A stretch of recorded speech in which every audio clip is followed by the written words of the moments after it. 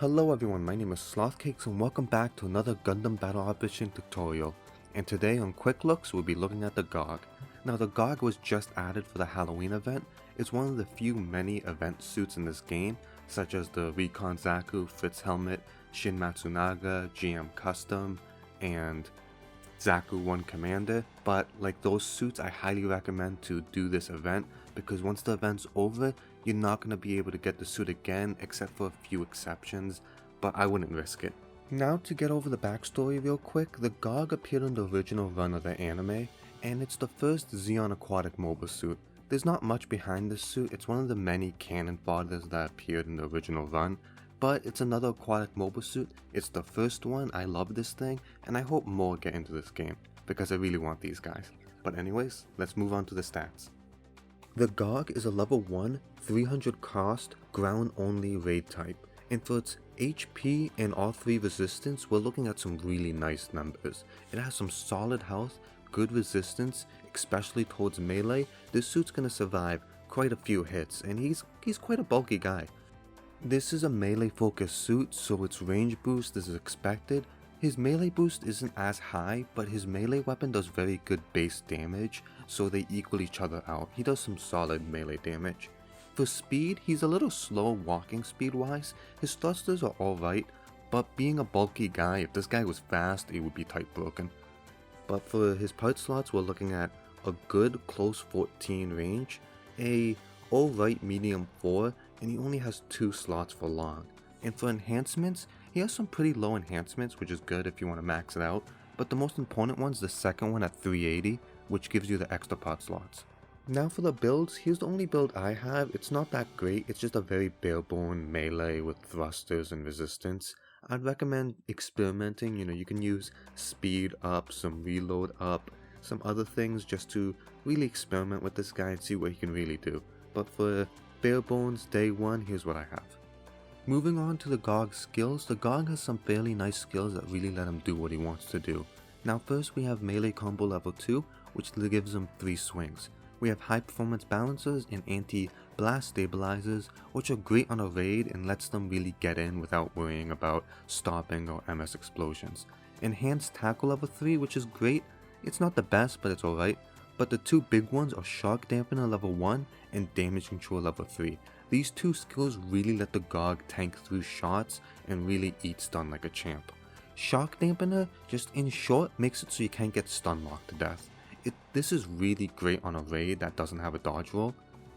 And for damage control, this makes it so you can't get stunned by machine gun bullets or any weapon that doesn't initially stun you in one hit. Now I'm going to show you guys this real quick. Left is the Gogg, right is a ground type, and the machine gun fire does stun you after a certain amount of hits, as you see on the ground type. But if you look at the Gogg, he's just tanking through all of this, and these are the skills in action. It just lets you really get in to the enemy's face without worrying about getting stunned and knocked down. But anyways, now we got all that covered, let's jump into training mode and see what this guy can do. Okay, starting out, you can see the Gogg is clearly very wide. He's easily slightly taller than a GM, but width-wise, he's twice the length of that GM. And also with his big, spiky claw hands, he sticks out a lot. If you're hiding behind a building, your arms can stick out and you can get hit, so be careful about that. And for his movement, he's a little below average speed, but with his stun resistant and bulkiness, that's understandable. I just want to show you guys how it looks. But yeah, he's not really that fast, but again, abuse your stun resistance. Now moving on to the weapons, the first weapon is its melee, the Gogg Iron Claws. And you can see it has a good base damage, which is great for a raid. You obviously want to do damage. Now his swings are a little weird. He does have 3 swings. His left and right are obviously mirrored, but speaking about his left and right, they have a little bit of a slow startup, but they have an amazing range. As you can see with that right swing, you can easily hit someone behind you. His forward swing, fast, and it hits enemies on the ground, really nice. Backswing, you take a little bit of a boost step forward, then you do this double swipe on the ground. It does hit once, but you do this really far reach, and I want to show you guys max range with this thing. It's a very nice swing. It hits low, so you can hit standing enemies in the legs. If you want to break their legs, you can knock them down, then backswing again. Just want to keep showing you guys how it is. And you know, when the knockdown, you can go for another backswing. You can do some great leg damage with this thing. I really like the backswing on this thing. Pretty good. The only real thing I can worry about with the backswing is your claws when you, at the end of the animation, they do linger a little bit and they're still active, so you may hit a teammate, but you know, you can easily just practice and watch out and that wouldn't be a problem. Now for a small little fun fact, the Gogg cannot fully prone. This is because both of his weapons are on his chest, and when you're prone you can't melee and only can use your main weapons, and since they're on his chest, they're aiming down at the ground. So you can crouch but you can't prone. What you do with this information, I don't know, but it's a little fun little fact. Now moving on to its weapons. Its first weapon is its body torpedo tube. It shoots 2 torpedoes horizontally, so it has a nice wide hitbox to it, and when you shoot it, it goes to reload. Now it has a 15-second reload time, so just be wary about that. Now for its range, you're looking at between these 2 targets right here. It's more close to the left target than it is the right target, so it has some nice range for a raid type. Now these do stun on hit, but when you see these explosions, you notice this weapon has no splash damage, so you're gonna have to hit your opponent. Now a few interesting things with this suit, you can shoot it while moving. It doesn't slow you down or stop you, so that's very nice, so you can approach them while shooting. Now, you cannot shoot this while boosting, so do note of that. Some suits you can do that, this is not one of them. It's only moving. Now, you can shoot this in the air. This isn't really as helpful as being able to shoot while boosting or walking, but it's still there. You should know about it. Now, time to show what this weapon does on a mobile suit. On hit, it will stun mobile suits. It's the same amount of stun you get from a rocket, probably a little less. Now the damage is very poor, and do take note that you have very little splash damage. But that's not what this weapon's for, it's for solely the stun. And you can shoot it while walking and approaching, but you're gonna shoot it, stun them, then go for the traditional forward then backswing. And from here you can do various other things, we're gonna cover that in a second. Now you do shoot 2 rockets, and you see the left one missed while the right one hit, and it's still stunned. You only need to land 1 rocket to stun. This is important because if they're strafing about, you can still hit them. Now moving on to his last weapon, the Abdominal Mega Particle Beam Cannon. Now this is a really nice weapon, it's a beam weapon. We're looking at the same takeout time and roughly the same reload time as his other weapon, the torpedoes. But for range, you're looking at a little bit farther.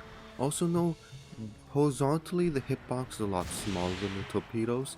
Also again, this weapon overheats. It takes 2 shots to overheat it. If you don't want to overheat this weapon, you're gonna have to wait around the energy gauge to get around 80% to make another shot. By then, you're not gonna be able to stun the enemy. It takes 2 consecutive shots to stun the opponent, but if you do those 2 consecutive shots, you're gonna overheat your gun. Now, like the torpedoes, you can shoot this while moving, you cannot shoot it while boosting, and you can shoot it in the air. Damage wise, this is not that great, but again, like the torpedo, this shares a lot of similarities to the torpedo. It's more for the stun, with a little bit of extra range. Both weapons are good, they just each have their little benefit and downsides. Now what this does on a mobile suit, you're gonna see you shoot it once, it does fair damage, but you don't see anything, nothing happens. That's because you need to land 2 shots. So once you land 2 shots, you get a good stun. This is like the same stun you see from like a rocket or just from consecutive machine gun fire. After this stun, you can do various things. You can go to your torpedoes, stun them again, or you can do the traditional stun, boost forward, then the forward backswing. Now with combos, you have the obvious forward swing, backswing, that's your bread and butter, but what you do before in between really sets you apart from other Gogg players. Now you can just do forward swing, backswing, and backswing, aim for the legs, and do some good leg damage and call it a day. But what you would really want to do is do the backswing into your laser shot, into another backswing. And remember to aim for the legs. With that little extra tacked on damage, that little damage means a lot. Now, I highly recommend you use the beam weapon instead of the missiles, just because with the beam weapon, if you fire once, you're not going to overheat your gun, unlike the torpedoes. So it's a little more safe to do. Just because if there's more enemies around you, you're not a sitting duck because one of your stun weapons are on cooldown. And with that, I would recommend doing that. Just, get that little bit of extra damage, because that could mean a lot. Now, if you want to do this, you don't really have the time to do it. Unless you're very fast, you don't have enough time to get 2 beam shots into melee. I also don't recommend this because you're going to overheat your gun, and now you don't have a beam weapon for 15 seconds. Now there's another combo called the walking stun. You walk to your enemy, stun them with the beam weapon, wait for them to get out of stun with the torpedoes, then do the forward backswing. If you do not wait for them to get out of stun, then shoot them again with a stun, it's not going to stack. This isn't guaranteed, but it's a very good combo to do if you're just approaching someone, and since you're stun resistant, they really can't do much about it. Use it again from a farther distance. Again, if you practice this, you can really get it down. I'm not that great with this, but if I practiced a little bit, gave it a day, I could easily get this down onto a T. And so can you guys if you just practice this. This is not guaranteed, first of all, but you are stun resistant. You have very good stun resistance, so abuse it. Here's another one that solely relies on you being stun resistant. You want to stun them with the beam weapon, you're going to go for a forward swing, but you have to wait a little bit so they're out of stun. Wait, get them with the stun again, wait a little bit, stun them with the torpedoes, forward swing, back swing. Massive damage, and it's very big on the bullying harassing. You want to bully and harass the enemy because you are bigger than them and you have more stun resistance than them. Just get in the enemy's face and show them who's boss. Because if they shoot you a rocket, you're going to just eat right through that and you can really get into them. Now, here's another combo. This is probably like max damage. You just want to stun them with the torpedoes, forward, backswing, get the laser shot, and depending if you want to be fast or if teammates are around you, you can get the forward swing in. Now, if, for example, everything's clear, everything's going your way, and you want to really do max damage, you do the simple stun with the torpedoes, then you want to end it with a backswing. Either way, this stuff is guaranteed except for the walking combo, or that combo I did on the mass production gun tank, but you really want to get your stun off and just show who's boss with your stun resistant. Now here's the counter for the suit. I like showing the counters just because some of them are unique and I really like them when they're not the generic GM or Zaku kick in the chest. Now, if you can switch into your melee weapon and get a forward swing. If you already have your melee weapon out, you can backswing them. Nothing really important to tell you or show you, it's just how it is. Anyways, thanks for watching. I hope you guys enjoy watching this as much as I enjoy making this. There's not really a rhyme reason to what suits I pick. I chose the Gogg just because it was an event suit and I could easily get it. But with the weekly suits that come out or things on the gacha, if I don't pull it, I can't obviously do a video about it. But anyways, that's just about covers the Gogg. Again, this is a quick look tutorial. I'm not covering everything or going to deep numbers. I just want to give you guys the basic tools and show you guys things the Gogg can do. With that anyways, that's another quick look done.